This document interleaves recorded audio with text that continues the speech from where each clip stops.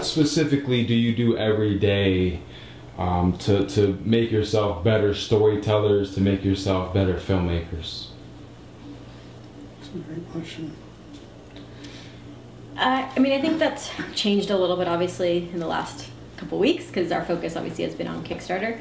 But I think it's making time, you know, especially because we both do have full-time jobs. I mean, it is a lot of balancing, and you know, with him, like he'll you know, have his own schedule set of his writing and how he does that. And then for me, I do the same thing. You know, when I started a year and a half ago or so, I sort of set myself up, and I would like blog about it. So I would watch different like tutorials online, because I was trying to focus specifically on makeup at the time, and just watch different tutorials, and then take pictures of that learning process and practicing, and just like literally treating it like you would anything else, you know, where I just practiced it all the time. And I think he kind of had the same thing, but with writing, but carving out that time and making sure you don't just let up on it just because things get busy. Granted, with the Kickstarter, that has, you know, because the whole focus has now been slightly different. But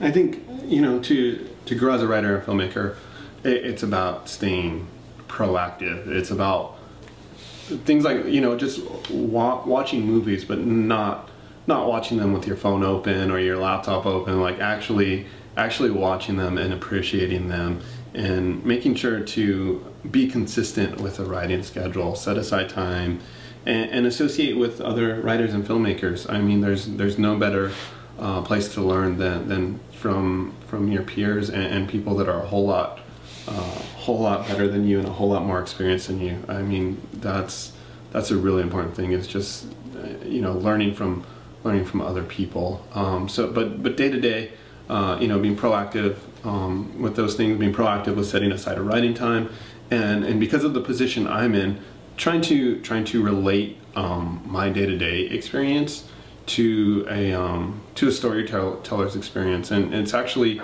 it's a unique position because I work in my day job, I work in recruiting, which, you know, might sound boring, but it's actually, it's very interesting to get the perspective of, you know, I get to, my role has changed a little. I'm not on the phone anymore, but I would talk to people from around the country who are looking for jobs, and especially in, you know, the economy the last couple of years, it's such a variety of people, and they have such different stories, and yeah, some of them can be in pain, but others will just you know, touch you, and it makes it tough to see what other people are going through. It makes you appreciate you know, how fortunate we've been, even when times are tough. But not only that, hear the different accents, hear the, you know, I start to build a certain perception of how people are going to talk when I call Chicago versus when I call New York, or versus when I call Mississippi. Yeah.